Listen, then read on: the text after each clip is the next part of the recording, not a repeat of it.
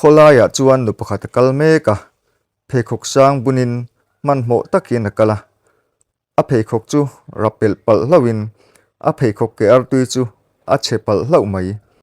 ama po atlu thel nge ani he nu hi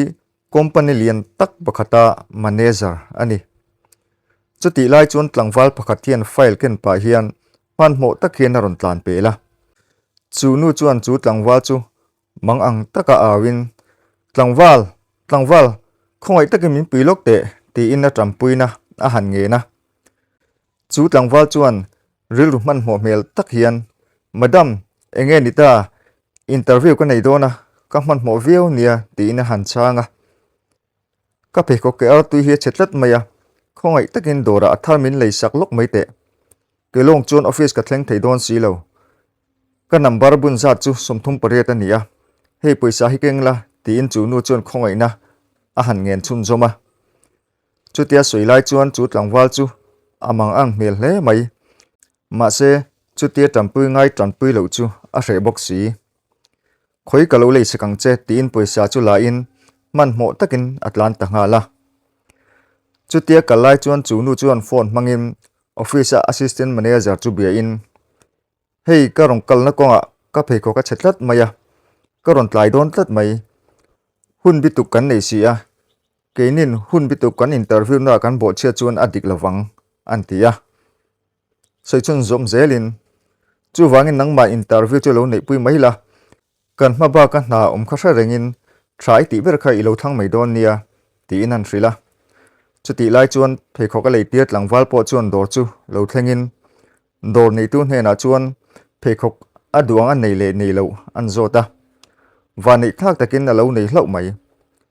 aman zate an zot fela dor nei tu chuan dollar som ni panga man ani thu an thrila chu tlangwal rel ru chu a boile ta a chan chu dollar som ni chau poisa ken tir wang ani dollar som ni chuan an dila dor nei tu chuan rem te box si lo chu tlangwal rel ru chu a boi tak zet ani interview tlai hlau si a poisa ken tirin a dai si lo chu baka poisa a mu mala lo nei box si lo chuti lai chuan an interview tumna office a chuan interview turte an lo thleng tan to a assistant manager po chu office a chuan a lo thu rana tlangwal pakhat lo thleng ma saberin assistant manager ne chuan an in mel thria that mer kher mai an huwa chuan mi pa le mi chi hi an lo lut boka room atang chuan assistant manager chu lo chuakin mi pakal ma saber chu a kaulut ta nga la chu pa chu chera chuan lo thua assistant manager ne chuan ti ngalin manager on tlai don wangin iwan nei zual hle mai ma se kan na hi na hau tak tak ni in project ti fel tur ania boipui ngal char ngai don nia a han tia chu pa chun ngai sam ti hriat takian lungai ma te che ka ti fel man emang tin an changa assistant manager chuan midang kha amoi nai kan be ve lo ka nge ti in room chuan chuasan ta ngala chu pa chu engthol ti hriat takian a oma room pona chuan interview tur panhi te chu lo omin an hne na chuan a hran pa room a interview khera ngai don lova in fela in da kha kan lo chekanga atu chuan kalo phone mai chu assistant manager in han ti chuan makan ti dun mel kher mai ma se chutia ti ta ka chuan lung silo takin file chu pe in assistant manager chuan room lam apan san le ta a chuti lai vek chuan Daniel apo do nei tu pa hne na chuan pheikhawk chu niam dil le in kapu khongai takin dollar som ni pathum min pe hram te kanupi birthday a present ka du si poisa ka nei hina dai si lo a han ti taringota do nei tu pa po chuan alo rem ti ve ta mai boka aip te a poisa chu la chuakin a han pe a pheikhawk apek felai po chuan re ti mel kher mai pheikhawk apek fela a in pek lai chuan lom thu a hring ha zunga man mo taka chu ngalin atlan le ta ngala chu nu bula han thlen chuan pheikhawk chu pe ngalin chu nu chuan lom thu an hring ngala Daniel po chu man mo takin akal ngala chu nu chuan auzuin tlangwal khongai takin iming men hril them a han tia Daniel kan ni e an tia ani chuan Angela kan ni e ti in an chang ve boka lom thu te in hrin a in bye bye lom loma company office a chuan assistant manager le company thok tura lak thar pa chu an lo la in koma ani na taka chuan an pahnih hian an in ngai zong ani company assistant manager hi rosi ni in abial pai richat ani am manager mi zia le an ha chung chang te an lo soi dun meka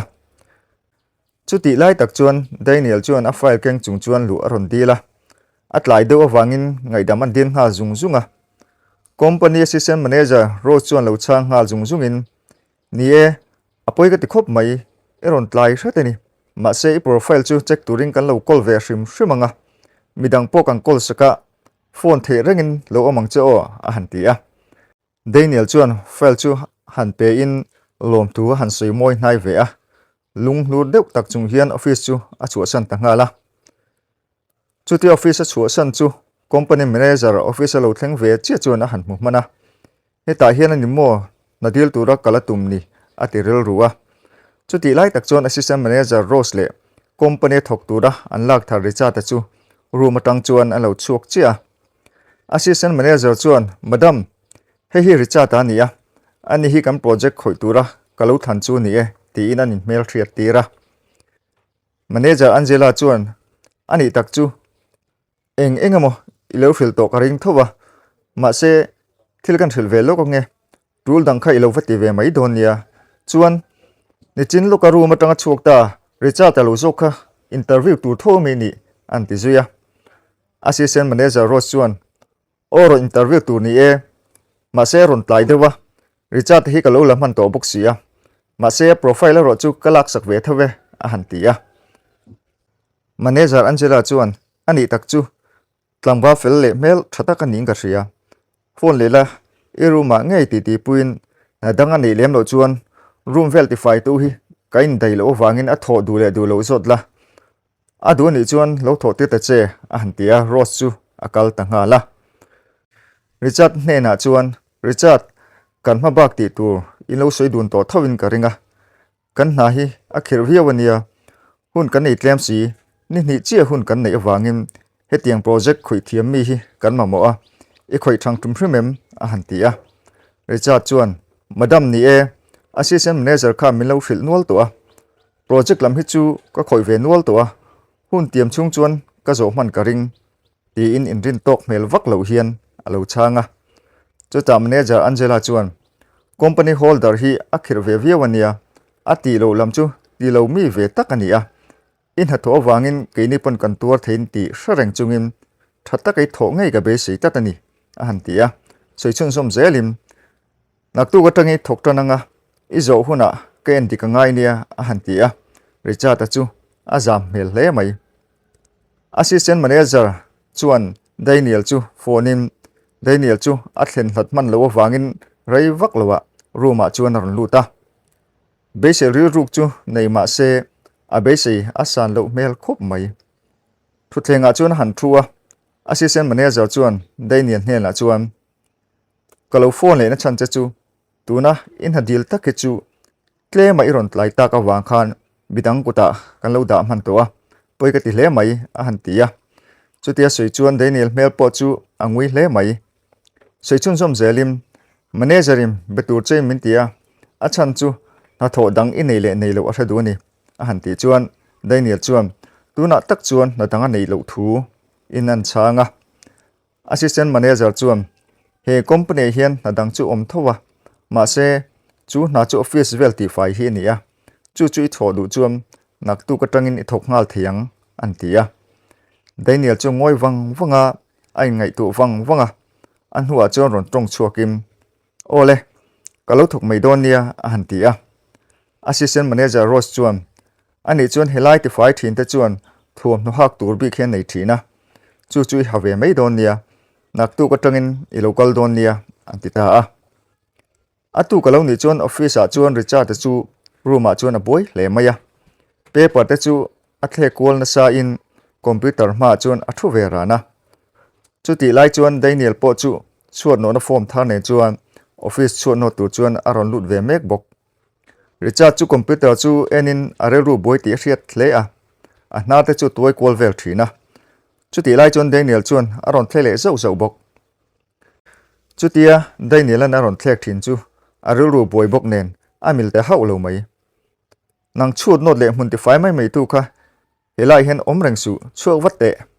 kan na hi ka boi pu wat angai tin kan na hen in rol tum lo la iti fu zo kang a han ti zeka ani na taka chuan richa te hian Daniel chu ra chiangin he tiang ang na hi a khoi thang ti ra chiang sa ani Daniel po chu tong lem lo hian room chu a chu san ta a chu tia chuak chu company manager Angela nen chuan in hu in Angela chuan a lo ko wata Daniel chuan a in mule thlol chu makati mel hle mai Daniel chuan madam chu he office a hin I thok rek ani mo a han tia o thoke nimina min puina khan kalom tu kania ti in nuisangin Angela chuan a han tia Angela chuan soi chun zomin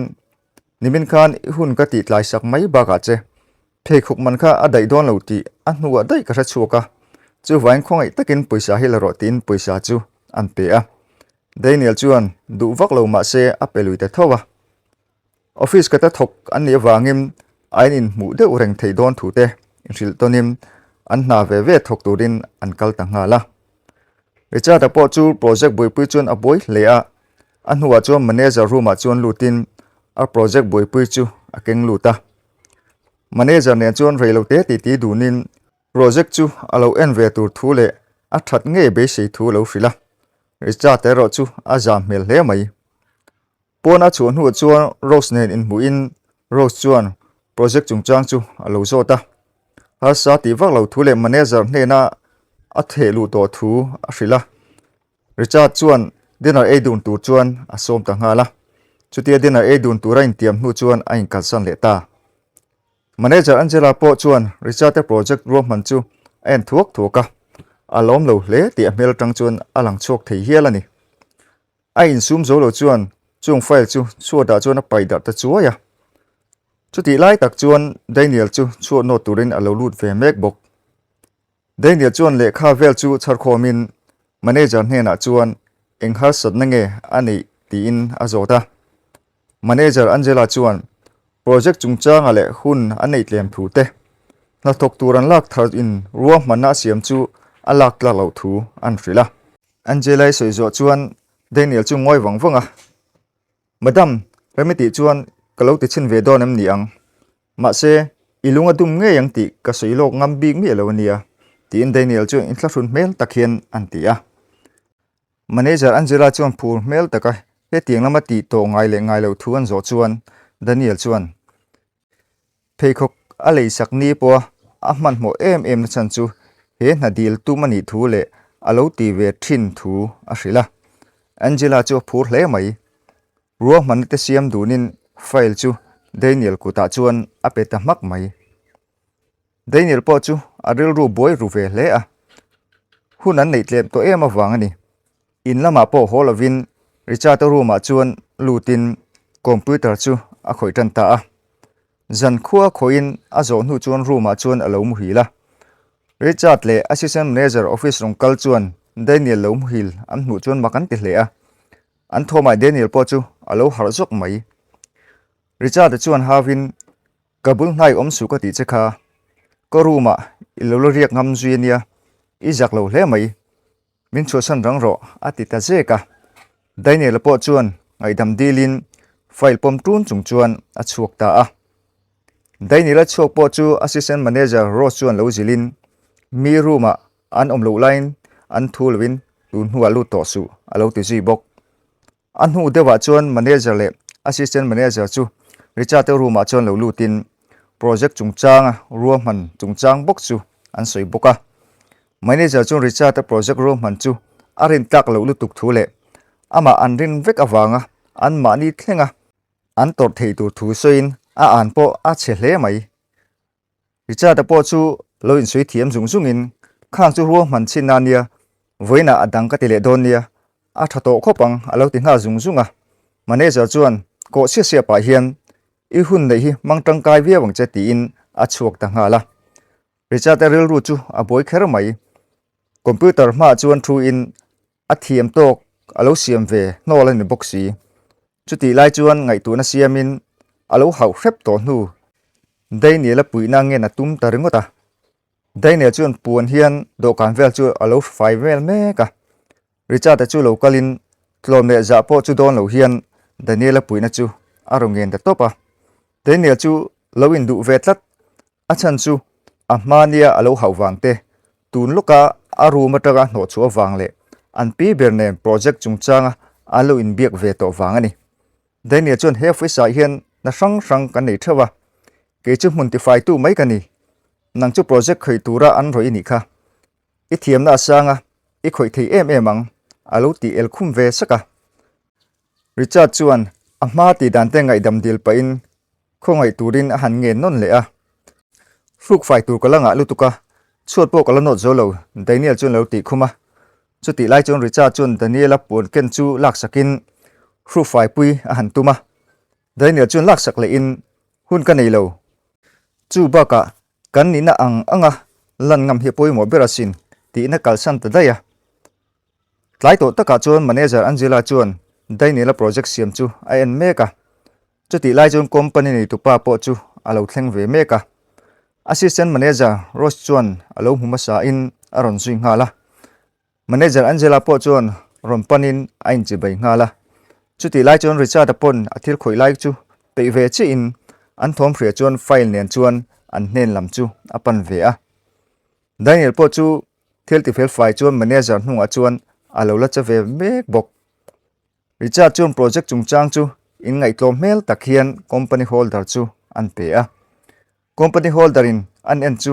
amit atlung lo hle mai he tiang man tlak ni hlol lo